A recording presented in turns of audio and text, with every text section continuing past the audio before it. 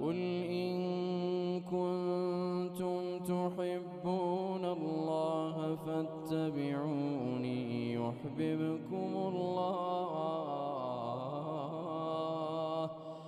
يحببكم الله ويغفر لكم ذنوبكم والله غفور رحيم